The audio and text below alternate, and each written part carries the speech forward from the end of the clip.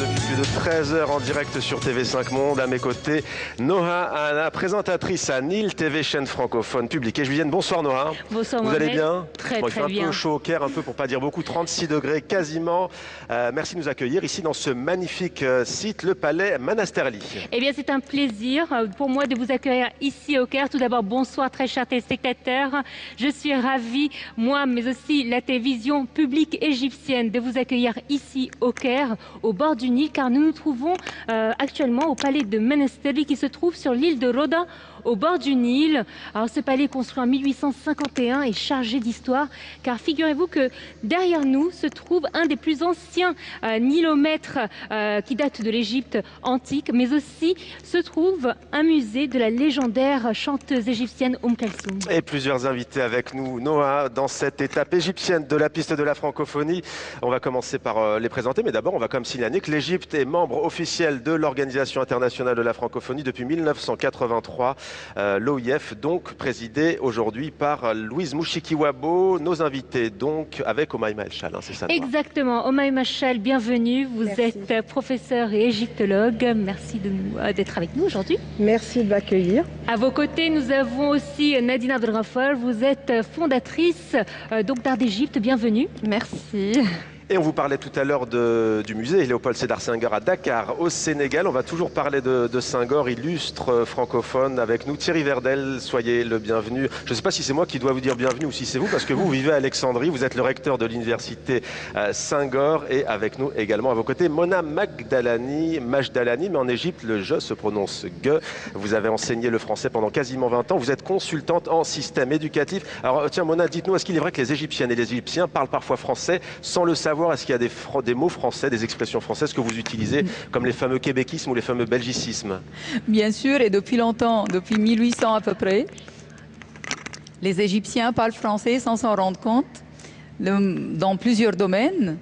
Le domaine de l'automobile, le domaine de la mode, le domaine du mobilier, de l'art, de la chanson. Enfin, on n'arrête pas d'utiliser des mots français et ça a été égyptianisé un petit peu, mais l'origine est toujours, elle reste toujours française. Il y a notamment l'automobile, mais pas seulement, avec le mot vitesse, bien entendu, qui est entré dans le langage. Exactement. Il y a aussi, Noha, par exemple, le mot corniche, corniche el Nil, que l'on utilise. Exactement, on a aussi madame, mais juste avant, j'ai une petite surprise à te faire découvrir, mais on a un mot, parce qu'aujourd'hui on a appris aussi la disparition d'un homme très important qui a marqué déjà les esprits en Égypte. C'était un amoureux de l'Égypte, il a visité 7 fois l'Égypte durant son mandat, c'est bien évidemment. Et vous parlez bien entendu de Jacques Chirac. Exactement. Qui nous a quittés à l'âge de 86 ans aujourd'hui, l'ancien président français. Peut-être une réaction de la part de deux invités qui veulent réagir. On va commencer avec vous, Omaïma El Chal, vous l'égyptologue. Jacques Chirac, que représentait-il pour vous? Pour moi, c'est mon enfance. C'est le maire de Paris. C'est le président de la République. Et c'est les relations franco-égyptiennes et franco-arabes. Thierry Verdel, un mot peut-être sur la mort de l'ancien président français Jacques Chirac? En tant que recteur de l'université Senghor, je dirais d'abord son amour et sa grande connaissance du continent africain. Et puis bien sûr, manger les pommes. Manger des pommes, bien entendu, qu'il a popularisé avec les guignols de l'info. On va revenir au mot de la langue française, justement. Noha, je disais la corniche, le Nil. Exactement, on ne va pas manger des pommes, mais on va peut-être Hein? vous faire découvrir un plat cassis. C'est un plat typique égyptien. Alors, on l'a donc justement sur cette table basse. Est-ce que vous connaissez ce que c'est? Ah, pas du tout. Vous ne connaissez pas? Pourtant, j'en connais des plats égyptiens, c'est quoi? Alors, ça s'appelle koshari. Koshari. Alors, ça vient du français? Exactement, couche de riz. Couche de riz. Exact. Donc, on on l'a adopté ce terme et c'est devenu koshari. Il n'y a pas que, il y a aussi un dessert très populaire en Égypte qu'on appelle belila. Et en fait, ce sont des mots français, blé au lait, parce que c'est du blé au lait. On a transformé ça en blila. Bon, ben, on va le déguster après, on va le réchauffer un petit peu. J'imagine que ça se réchauffe, on le dégustera après exactement. tous ensemble. Noah, on va revenir maintenant justement sur la langue française. Mona nous disait tout à l'heure effectivement que beaucoup de mots étaient entrés dans la langue française. On va maintenant parler peut-être de son enseignement, cette langue française ici en Égypte. Exactement, parce que Mona, on va être franc, la langue française n'est pas une langue facile. Par exemple, quand je dis le mot O, H-A-U-T, ça se prononce, enfin on entend O, la lettre O. Lorsqu'on dit de l'eau pour boire, également E-A-U, on a le même son que le mot précédent. Je donne un autre exemple, oiseau, toutes les lettres de ce mot ne sont pas prononcées. Comment vous faites, vous, avec vos étudiants? Pas facile, hein. C'est pas facile. Commençons par la prononciation, la voyelle U, la voyelle E, parmi les difficultés de l'apprentissage de la langue française. Passons aux homonymes. Donc, mais ça s'apprend graduellement et on passe par les sons pour aller vers les voyelles nasales, pour mettre deux sons ensemble, pour mettre consonne avec voyelle.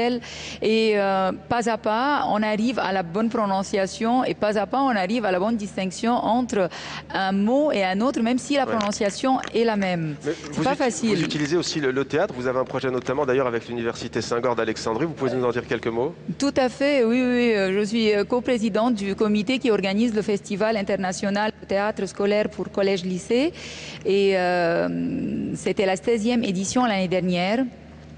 Je crois que c'était la 3e collaboration avec Senghor qui sponsorise le festival, soit par des cadeaux, soit par la présence, soit par un mot envoyé, soit par et surtout des animateurs d'ateliers de théâtre au sein du festival pour la jeunesse. Et aussi le spectacle folklorique l'année dernière pendant l'ouverture a été offert par l'Université Senghor et c'est vraiment une richesse ajoutée, une valeur ajoutée au festival. Et une richesse ajoutée au festival. La piste de la francophonie continue. Vous pouvez nous regarder en direct sur les réseaux sociaux, YouTube, Facebook notamment, sur TV5 Monde bien entendu, mais aussi sur Nil TV en direct en ce moment. La rentrée scolaire en Égypte, ici c'était dimanche, il y a quelques jours seulement. On a choisi de vous montrer deux enseignantes à l'école catholique Saint-Vincent de Paul. C'est un reportage signé Riam Mounid. Regardez.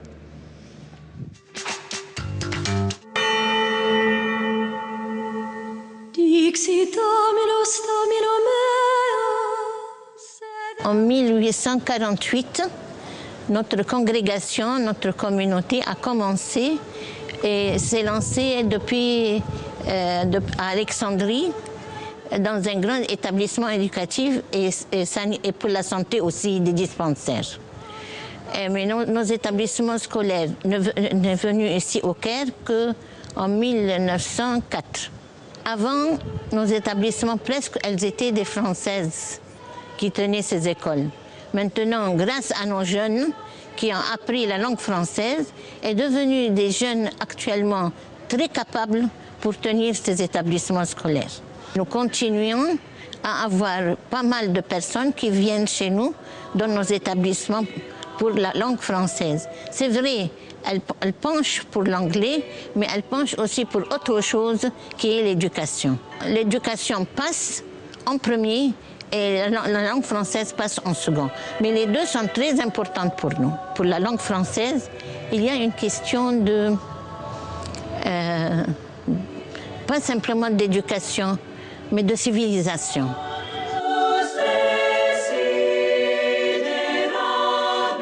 Nos professeurs travaillent avec TV5 Monde. Comment? C'est un site qui offre une richesse inouïe pour les profs, avec des vidéos, des chansons, avec une fiche de préparation toute prête, tous les niveaux. Donc le prof, il a un travail tout fait et c'est élaboré par des spécialistes, bien sûr. Et on n'a qu'à l'adapter à nos niveaux. Alors Mona, justement, qu'en est-il de la langue française dans les écoles publiques en Égypte? À partir de quel âge, par exemple, les étudiants égyptiens découvrent cette très belle langue? Ça dépend, les écoles publiques LV1 ou LV2. LV1, ça commence depuis la première préparatoire et LV2, c'est la première secondaire. Si l'on compte le nombre d'étudiants, que ce soit dans les écoles publiques, privées, homologuées, là on dépasse bien 7 millions d'apprenants au niveau de la République. Et Omaima, vous, alors, comment a commencé en fait notre amour pour la langue française en Égypte? Parlez-nous un petit peu d'histoire. Au niveau de cet amour, de cette langue qu'est le français, on peut retourner à des siècles derrière, mais on va plus se retourner vers l'expédition d'Égypte de Bonaparte en 1798, avec la description de l'Égypte qui a été vraiment l'hommage de cette expédition. Tout le long du 19e siècle aussi, on voit arriver les historiens, les égyptologues, les premiers égyptologues comme Mariette, Maspero à la fin du 19e, début 20e siècle. On a également les franciscains, les dominicains qui sont arrivés au 19e siècle pour intégrer la langue française, la culture, également la religion, au niveau également des hôpitaux. Il y a eu un mouvement inverse aussi au Omaima El Chal. S'il vous plaît. Il y a eu un mouvement inverse aussi de la France vers l'Égypte avec Mohamed Ali. Exactement, aussi, et de l'Égypte vers la France avec l'époque de Mehmet Ali ou Mohamed Ali Pacha qui est venu en 1805 et qui a fait une révolution intellectuelle très grande en Égypte quand il a envoyé des étudiants égyptiens vers la France pour étudier différentes disciplines. Et bien sûr, tout le long du XXe siècle, ça a continué. Et jusqu'à aujourd'hui, nous avons donc des bourses d'État, des bourses françaises, des bourses égyptiennes qui envoient vers la France. Et Noha, tout le monde attend avec impatience ici en Égypte et dans le monde entier le nouveau musée, le grand musée d'Égypte qui verra le jour en 2020. Exactement. Et d'ailleurs, je vous invite dans ce lieu prestigieux et rare. Vous allez voir des images rares parce que je sais que TV5 Monde a eu la chance en décembre de découvrir les coulisses de ce grand musée. Cette fois-ci, c'est nous ici du Caire en direct. On va vous proposer de découvrir des images rares du laboratoire de restauration donc du grand musée d'Égypte. Et c'est notre collègue Omne Hamzaoui qui a rencontré le ministre des Antiquités qui nous en dit plus.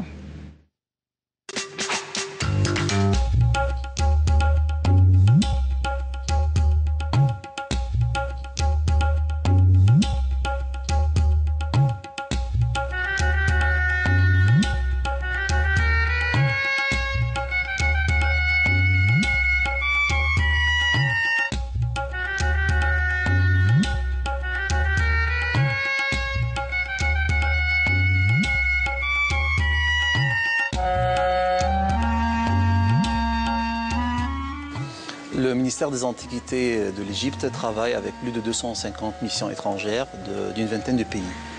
Les pays francophones, et notamment la France, jouent un rôle très important. La France a une cinquantaine de missions archéologiques travaillant sur tout le territoire de l'Égypte et bien entendu également la Belgique et la Suisse.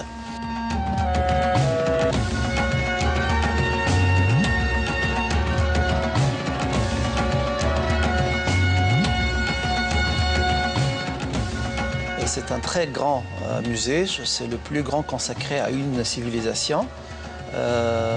Il est à quelques centaines de mètres des pyramides de Giza. Ce musée qui a été commencé au début du XXIe siècle devait être ouvert en 2014. Mais après janvier 2011, le projet a été très ralenti. Et les travaux ont été poursuivis très sérieusement à partir de 2016. On espère offrir ce cadeau à l'humanité durant le dernier trimestre de 2020. Alors voilà, on vient de découvrir donc ces images très belles du nouveau musée d'Égypte. Pourquoi, Omaima, nous avons eu besoin d'un nouveau musée ? Le musée, l'ancien musée du Caire, le musée des Antiquités de Pas et Tahrir, est comble d'objets exposés et comble d'objets dans les réserves. Donc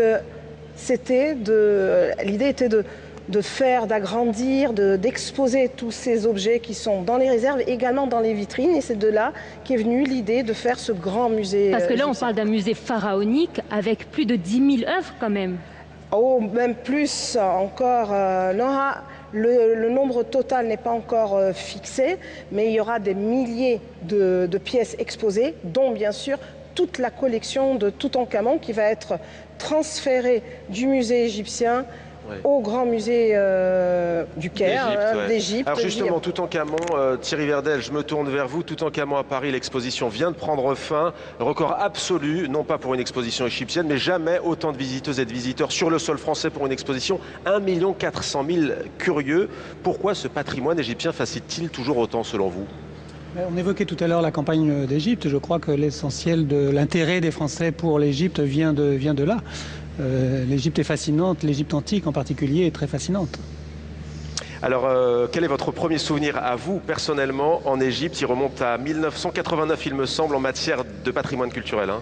Voilà, c'est ça. Je venais faire mon stage de fin d'études. J'arrive au Caire début janvier 89, très tôt le matin, et je me souviens très bien de la route entre l'aéroport et l'université du Caire où j'allais. Très tôt le matin, en traversant la Cité des Morts et puis la citadelle. C'était une vue magique et mystique aussi. Alors Nadine, vous faites en fait le trait d'union entre ce patrimoine multimillénaire et l'art contemporain. Quelle est l'ambition d'Art d'Égypte ? En fait, c'est exactement ça, c'est de montrer l'Égypte actuelle. La plupart des gens connaissent l'Égypte, les antiquités, l'histoire, et ne connaissent pas les jeunes d'aujourd'hui et les Égyptiens actuels. Et à travers l'art contemporain, on fait découvrir ça au monde entier, en fait. On a vraiment des expositions annuelles d'art contemporain dans des lieux historiques. Chaque année, on fait découvrir un lieu différent. On a commencé, bien sûr, par le musée du Caire. Ouais, on voit des images qui étaient justement à l'antenne. Qui a été quand même fait par un Français, Marcel Dournian. Ouais. Et c'est un endroit sublime. Et on avait fait, en 2017, une soirée au musée du Caire. Ouais, alors, il y a un vrai engouement dans la région au Proche-Orient sur l'art contemporain. On parlait de la Beyrouth Art Fair dans Maghreb Orient Express sur TV5 Monde dimanche dernier avec Laure Daudeville. Quelles sont les tendances pour votre 3e édition qui se tiendra dans un peu moins d'un mois, le 26 octobre, dans un mois tout juste, puisqu'on est le 26 septembre d'ailleurs. Il y a déjà eu 2 éditions, hein, 2017, 2018, et là 2019, on s'attend à quoi? Alors là, on fait découvrir le Caire historique qui date depuis 1050 années. Et ce qui est très intéressant, c'est que c'est une rue qui est habitée jusqu'à présent par des gens comme nous. Et c'est la plus ancienne rue du Caire qui a été faite au temps des Fatimides en 969 et d'ailleurs qui a nommé le Caire Al-Qahira. Les Fatimides qui ont notamment bâti la mosquée et l'université d'Al-Azhar. Exactement. Maintenant, je vous emmène dans une ville que vous connaissez très bien tous les trois, Alexandrie, surnommée donc la perle de la Méditerranée, avec son phare, mais aussi avec sa bibliothèque qui abrite en son sein le centre des activités francophones. On y retrouve donc sur place Hatem Haidar.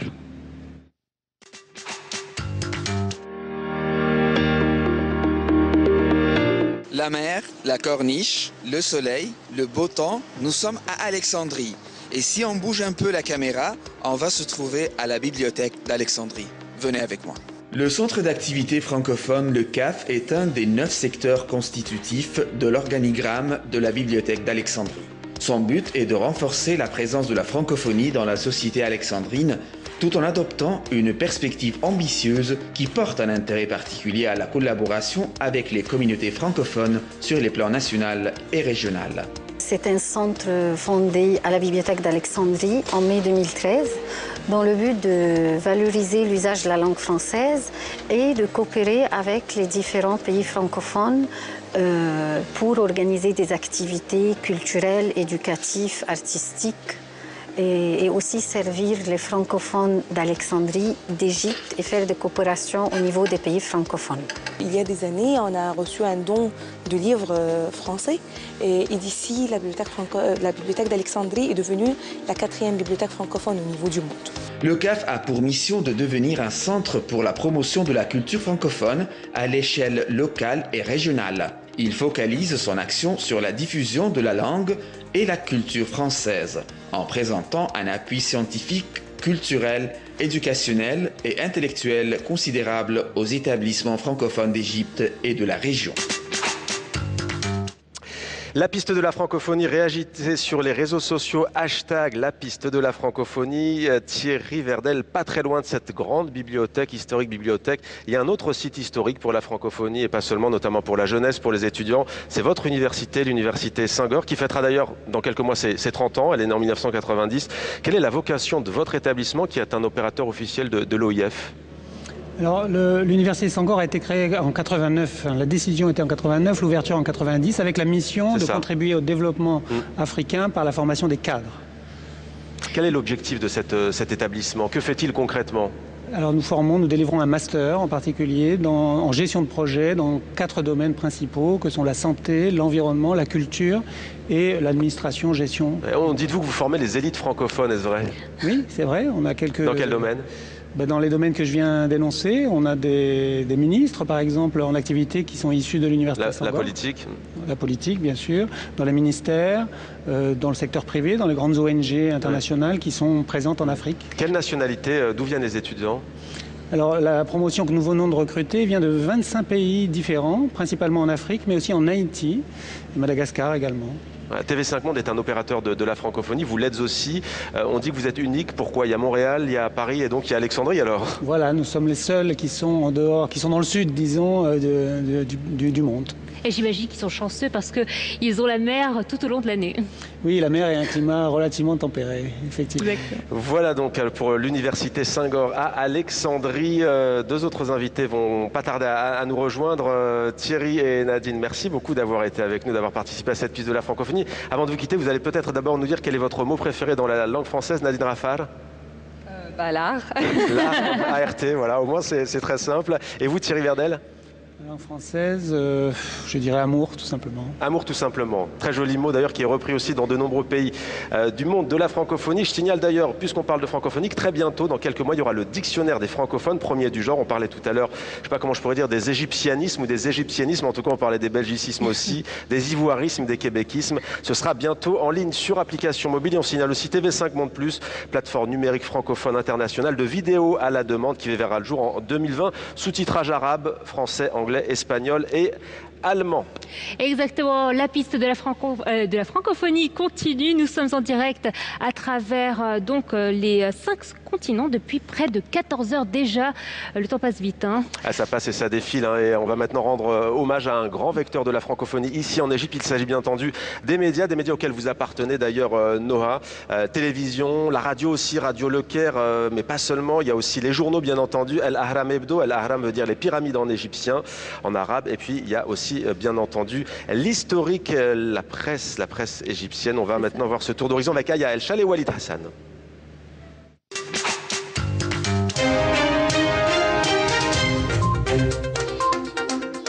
Le français n'est que la 3e langue en Égypte, après l'arabe et l'anglais. Cela ne l'a pas empêché, en créant une chaîne destinée à être accessible à une audience non arabophone, désireuse de connaître l'Égypte, de décider qu'elle soit diffusée en langue française aux côtés de l'anglais. Le projet de la chaîne de télévision Nile TV International a été créé en 1993. Le français a commencé avec une demi-heure au début. On en est à 6 heures de transmission tous les jours. Bien avant la création d'une chaîne diffusée en anglais et en français, la radio égyptienne parlait déjà en français. Radio Le Caire, c'est une des radios les plus anciennes, certainement, ici en Égypte. Elle a commencé dans les années 30, en fait, en 1934. Elle a commencé en anglais, surtout, et après, le français, bien sûr, qui était peut-être la première langue étrangère à l'époque, a commencé à prendre le pas. Les premiers journaux du monde arabe étaient égyptiens.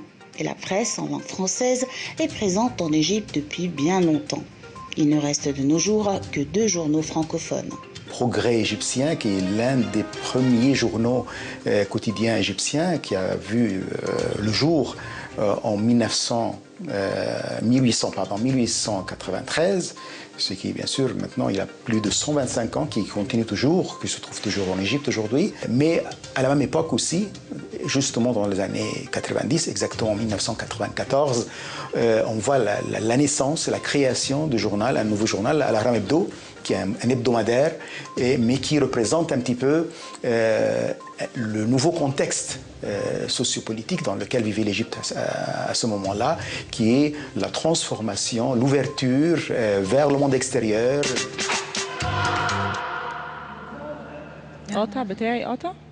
Et voilà pour les médias francophones. Et d'ailleurs, c'est pas la presse, mais c'est le Progrès d'Égypte, bien entendu. Ça tombe bien, j'en profite pour glisser mon mot préféré. Mon préféré, c'est Progrès. Vous, Nora? Bonheur. C'est un bonheur d'être avec vous durant cette piste de la francophonie. Et deux invités nous ont rejoints, Nora. Exactement. Nous avons tout d'abord Yasser Moheb. Bonsoir. Vous êtes critique de cinéma.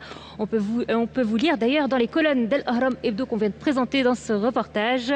Et nous avons Farah Debeni, la très belle mezzo-soprano. Vous avez rejoint l'Académie de l'Opéra National de Paris comme soliste en 2016. Bienvenue. Alors, vous avez aussi reçu le prix lyrique de l'Opéra de Paris cette année. On regarde tout de suite donc un extrait de votre prestation.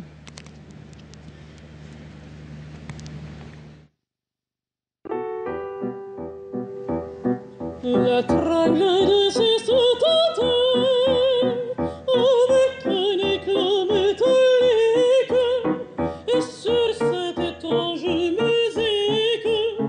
la tzingare la solava.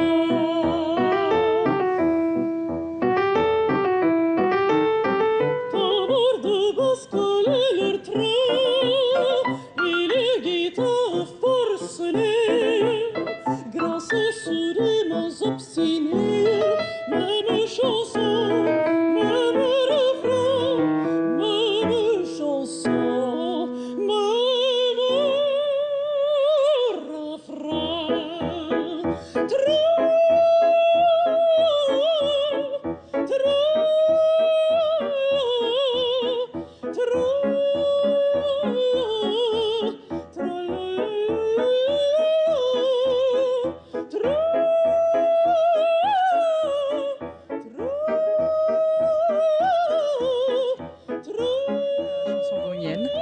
Et là, c'était la remise du prix lyrique à l'Opéra du Garnier en mai. Qu'est-ce qui vous plaît? Qu'est-ce que ça fait d'interpréter, Carmen? C'est un de mes rôles préférés en fait. J'ai chanté peut-être 3 fois, 3 productions différentes en Allemagne, en entier. Vous êtes parfaitement germanophone d'ailleurs, hein, comme quoi les langues ne sont pas forcément en concurrence. Oui, vous parlez couramment l'anglais, l'allemand, l'arabe, l'égyptien, le français. Oui, non, je suis germanophone comme vous avez dit, mais j'adore le français comme langue. Parfaitement francophone aussi. Peut-être une question comme vous êtes la première femme égyptienne, première femme arabe, on peut dire aussi du monde arabe, à avoir intégré cette prestigieuse Académie de l'Opéra National de Paris. Que vous a apporté cette expérience qui vient de prendre fin? Qu'est-ce que ça vous a apporté? D'abord, c'était un grand honneur pour moi d'être la première égyptienne et arabe de chanter sur cette scène prestigieuse. Et je dois dire que depuis que je suis arrivée à Paris ou à l'Opéra de Paris, j'arrête jamais à apprendre beaucoup, artistiquement, mais même aussi personnellement. Et j'ai grandi avec cette académie ou cette. Justement, quels sont les artistes qui vous ont inspiré? Que ce soit français ou égyptien, hein. Dans l'opéra ou en général? De manière générale? Oui, c'est pas... Il faut dire Kalsoum, il y a un musée à 2 pas d'ici Kalsoum, vous ne pouvez pas le dire. Oui, c'est vrai. Vous seriez la seule à D'abord, c'est Kalsoum, bien sûr, Kalsoum, mais même aussi Abdelhalim Hafez. J'adore ses chansons, Farid Al-Atrash, Shadia. J'adore les compositions de Mohamed Fawzi et Mounir Mourad. On a parlé de ça tout à l'heure. On vous voit sourire et vous regardez à côté de vous. Yasser Moheb, ça tombe bien parce qu'on va parler maintenant cinéma. On va rendre hommage à un très grand monsieur, l'immense Youssef Chahine, qui nous a quittés en 2008. Grand cinéaste du 7e art en Égypte, dans le monde entier également. Parfaitement francophone et francophile. C'est Aya El Chal qui revient sur le parcours de cette figure donc du cinéma.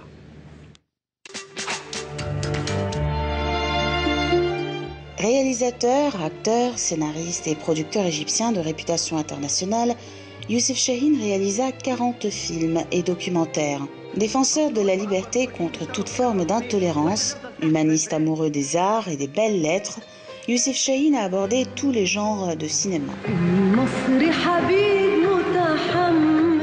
Son œuvre est nourrie du souvenir des films hollywoodiens de son enfance, en particulier les comédies musicales, allant de reconstitutions historiques comme Saladin en 1963 ou Adieu Bonaparte en 1984 à des évocations plus autobiographiques.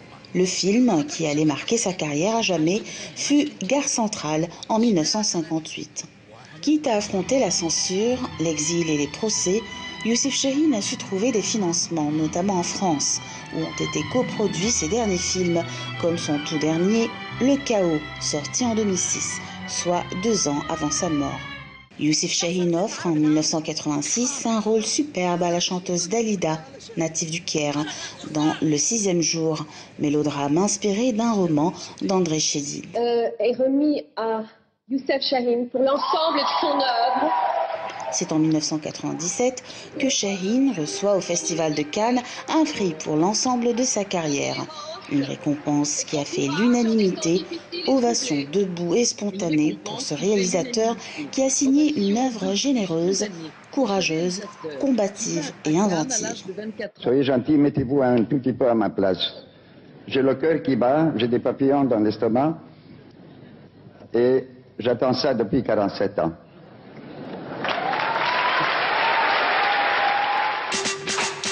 Voilà donc pour cet immense réalisateur égyptien.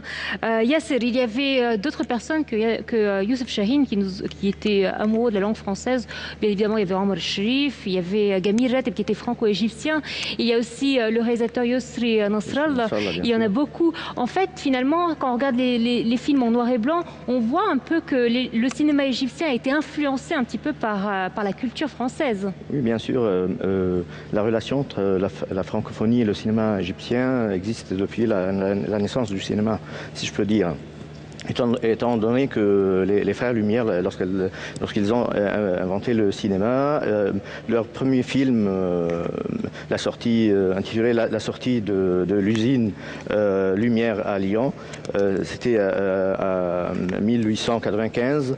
La seconde projection de ce film était à Alexandrie, 10 jours seulement après la projection du film aux Champs-Élysées. De même, mais beaucoup d'autres films en noir et blanc ont été projetés et bien tournés en Égypte. Quel rôle a joué le cinéma égyptien? On sait qu'il a beaucoup été projeté dans le monde arabe avec les séries, au Maghreb notamment, mais pas seulement. On sait qu'on va en Amérique latine et il y a des familles qui appellent leur enfant Omar pour Omar Sharif. Ouais. Quelle a été la place du cinéma égyptien? On parle de Bollywood, on parle d'Hollywood. Est-ce que vous direz que le cinéma égyptien a marqué l'histoire et pourquoi? Oui, c'est bien clair que le cinéma égyptien avait un rôle très important sur le plan de la culture, de l'art, de la cinématographie, du cinéma. Le cinéma avait une certaine dominance sur le plan arabe, surtout dans les pays du monde arabe, les pays du Maghreb. On a commencé à savoir le cinéma dans le monde arabe à travers les films égyptiens. Ouais. Toujours Talat Harb, l'homme d'affaires égyptien qui a fondé le Studio Misr en 1935. Ouais. Il a envoyé plusieurs groupes de cinématographes et de cinéastes en France et en Angleterre pour avoir plus d'expérience. Plus d'expérience technique. D'ailleurs, on parlait des mots français, mais ils sont très présents dans le monde du cinéma. Hein. Ouais. Le scénario, la mise en scène, le metteur en scène, tout ça, c'est très présent dans le langage du 7e art. Vous avez été à Cannes récemment comme membre du jury dans le secteur Un certain regard. Est-ce que vous pouvez nous dire davantage sur l'état d'avancement de votre projet de créer un festival du film francophone ici en Égypte? C'est pour bientôt? Oui, c'est ça. Ce sera le festival du Caire pour le cinéma francophone. Il aura lieu du 11 au 15 décembre prochain. Il va présenter tout un bouquet de films et de productions en provenance des pays membres de l'OIF. Il y aura deux compétitions. La principale pour les films produits dans les pays de l'OIF, qui sont 84 pays et gouvernements.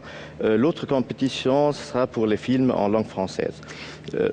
Oui, Étant donné que l'Égypte était toujours parmi les pays fondateurs de l'OIF,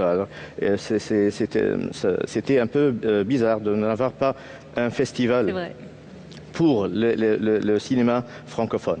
Quel est votre film préféré? Mon film préféré, le Houroub, La fuite de Atouf Taïb et Ahmed Zaki. Et Omaima, j'imagine que durant votre enfance, vous avez été baigné dans le cinéma français. Vous avez un acteur préféré, j'imagine? Il sera toujours mon préféré depuis que j'étais gamine, Louis de Funès. Ah oui, c'est vrai que c'est... Il y a un musée qui lui est dédié désormais à Saint-Raphaël dans le sud de la France. Hein. Là, récemment, il y a 2 semaines, je ne sais pas, mais je voulais voir Rabbi Jacob et je l'ai mis sur YouTube pour regarder parce que ça faisait une éternité que je n'avais pas vu. Et j'ai toujours plaisir à revoir ces films. On rigole toujours, même sur Facebook. Il y a toujours des petites choses comme ça, anecdotiques, et j'aime toujours. Mona Magdalani, si vous deviez citer une actrice ou un acteur, vous par exemple? Français, je dirais Jean-Paul Belmondo, et égyptien, égyptien ou franco-égyptien, c'est Gamir Rateb, bien sûr. Ouais. Il nous a quittés il y a quasiment un an. Un an et peut-être quelques jours. Oui, mais c'est quelqu'un qui a donné au cinéma et aux séries télévisées. Et en plus, c'est quelqu'un qui était présent pour tout ce qui est manifestation culturelle. Ouais. Il a rendu visite au festival un jour. Il a pas tardé à prendre part dans un projet scolaire avec des élèves du collège. Donc, c'est quelqu'un d'admirable. Ouais. Vous, les Farah Al-Dibani, vous les regardez en quelle langue les films? Alors en allemand, en français, en anglais ou en arabe? Et vous les sous-titrez comment? Sans. En fait, sans sous-titres. Ouais. J'aime bien... Je sais que vous aimez beaucoup Dalida. Tout à l'heure, si on a le temps, vous allez nous interpréter d'ailleurs une très belle chanson de Dalida.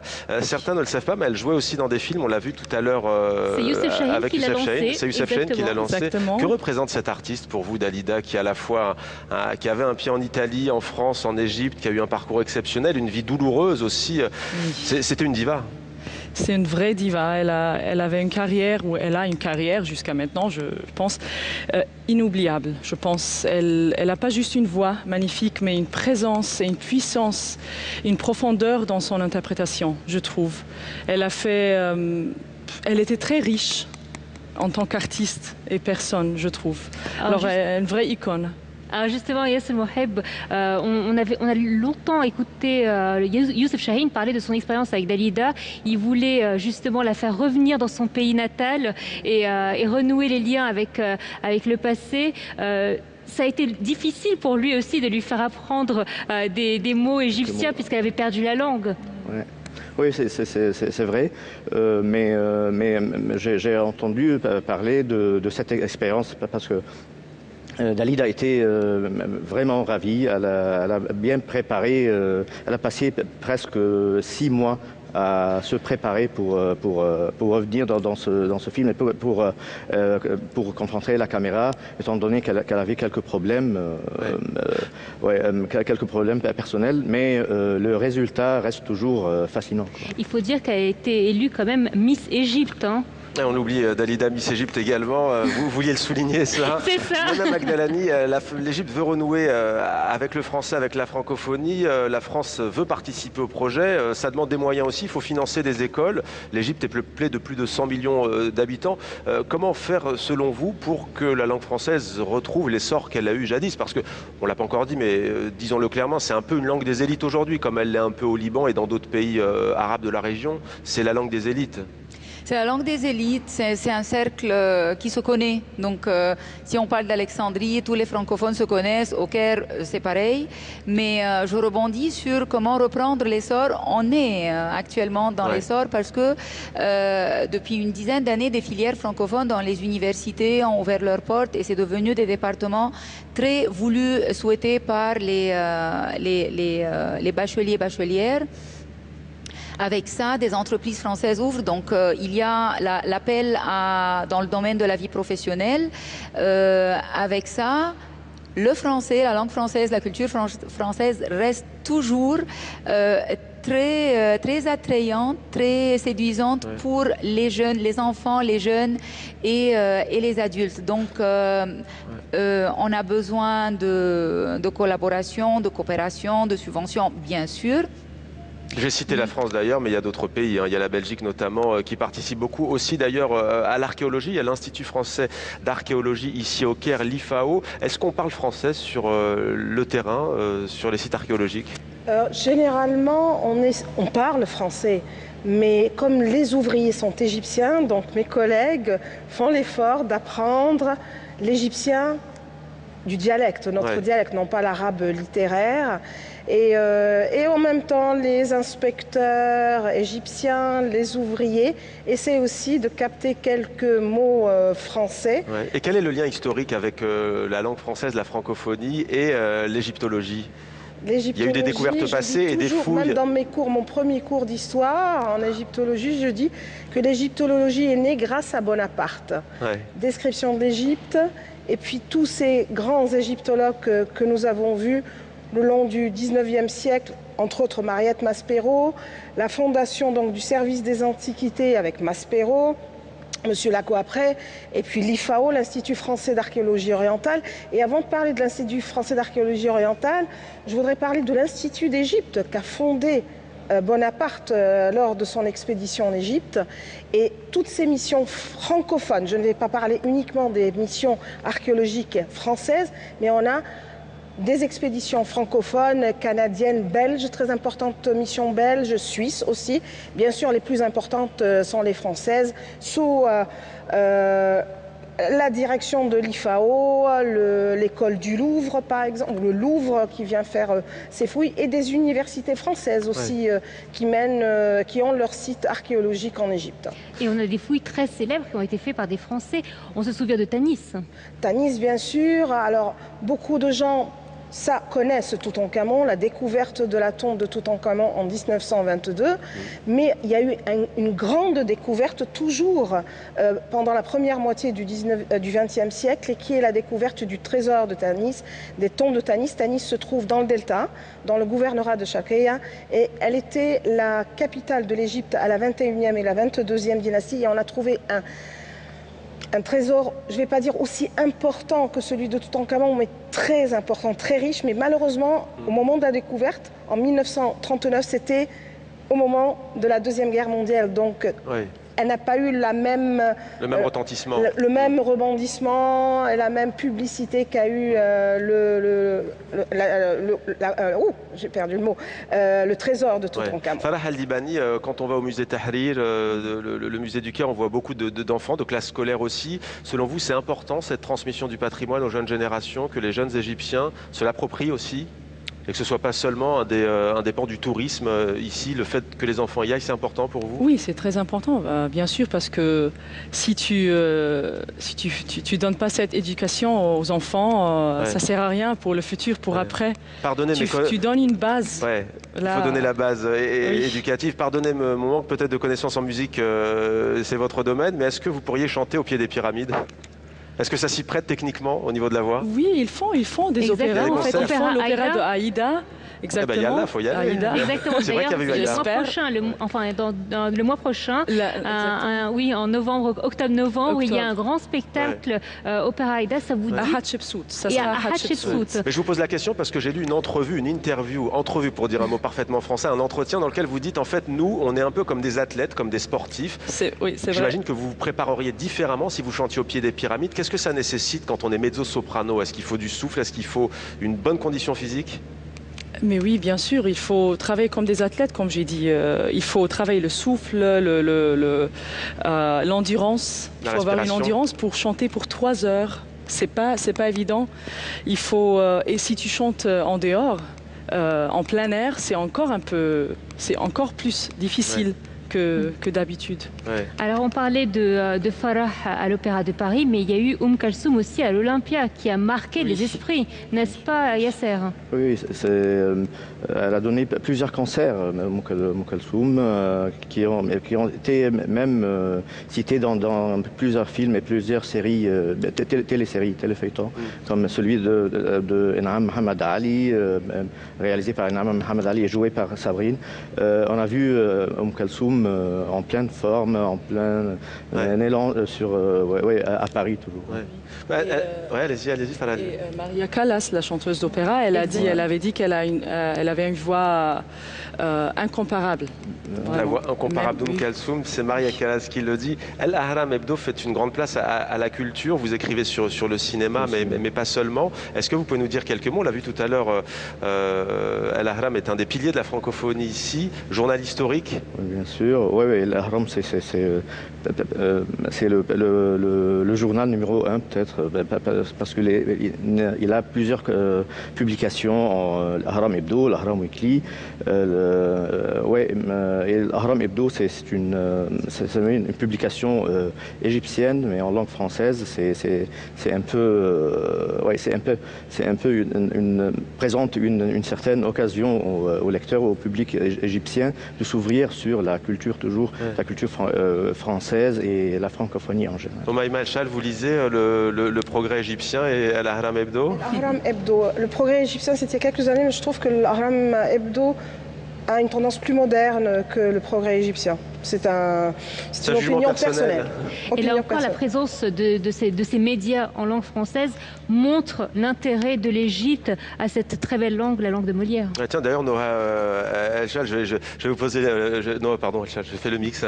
Noha, là, une question. Vous, ça fait 10 ans que vous êtes à Nil TV. Elle est née quand, cette télé? Exactement, elle est née dans les années 90 et ça a été une volonté de la part des autorités de l'époque de créer une chaîne bilingue, anglophone et francophone. Et aujourd'hui, nous avons la chance de parler en français dans une télévision publique égyptienne. Nous avons 6 heures par jour et nous proposons différents programmes culturels aussi. On parle de l'art, on parle de politique parfois, on a des programmes de divertissement et c'est vraiment une fierté d'avoir cette chaîne-là parmi les chaînes égyptiennes. Une vitrine francophone ici en Égypte, Nil TV qui fait partie donc de la télévision publique. Il y a Al-Masriya aussi bien entendu qu'on peut citer. Les mots préférés, à qui j'ai demandé, à qui j'ai pas demandé. Farah El Dibani, j'ai pas demandé votre mot préféré. Vous, c'était bonheur tout à l'heure, Noha. C'est ça. Le mot préféré dans la langue française. Le mot préféré. C'est difficile. Mezzo-soprano. En fait, j'aime le mot bonheur. Je ne le trouve pas dans des autres langues. Bonheur, oui. L'espoir. L'espoir, c'est pas mal, c'est joli. Il en faut. C'est un mot international, Paris. Paris. Ah, le nom d'une ville. C'est pas le nom d'une ville, parce que moi, je trouve que Paris, c'est pas uniquement une ville, c'est pas uniquement la capitale, mais elle a un sens global sur tout. À Paris, on a tout.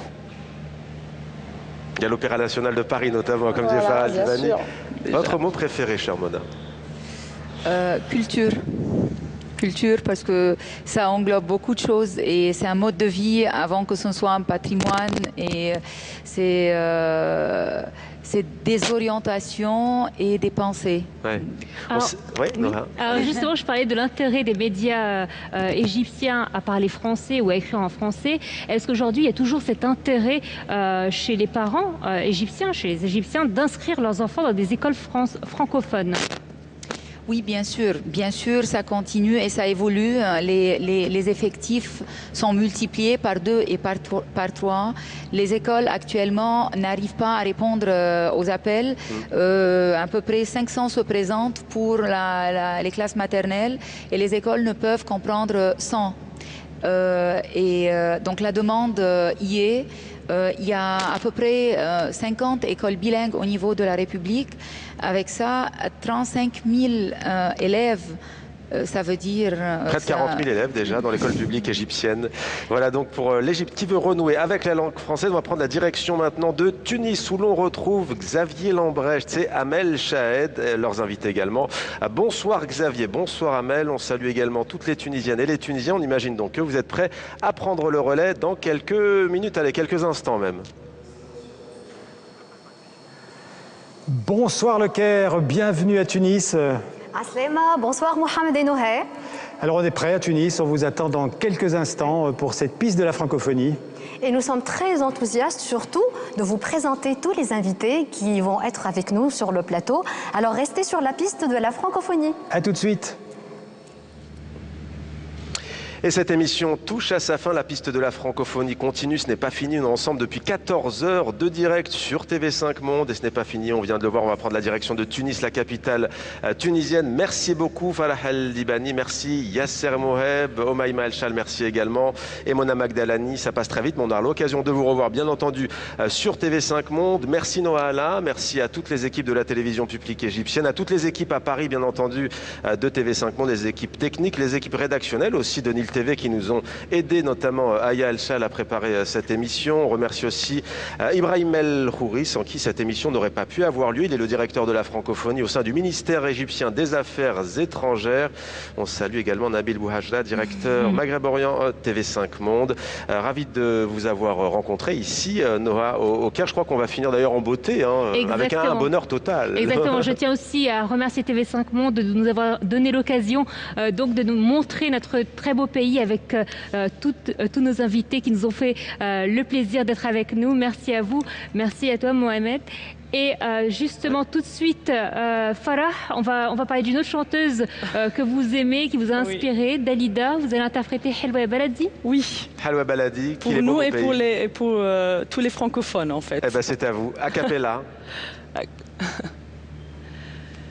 كلمة حلوة وكلمتين حلوة يا بلدي غنوة حلوة وغنوتين حلوة يا بلدي أملي دايما كان يا بلدي إني أرجع لك يا بلدي وأفضل دايما جنبك على طول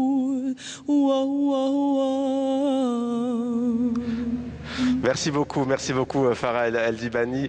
Noah, encore merci, vraiment c'est un plaisir. TV5 Monde et tout le monde aura l'occasion de revenir ici au Caire en Égypte. On rend donc l'antenne à Paris avec bien entendu l'information qui continue et on l'a dit et redit sur TV5 Monde, la mort de Jacques Chirac, l'ancien président français à l'âge de 86 ans. La piste de la francophonie continue, restez sur TV5 Monde, merci.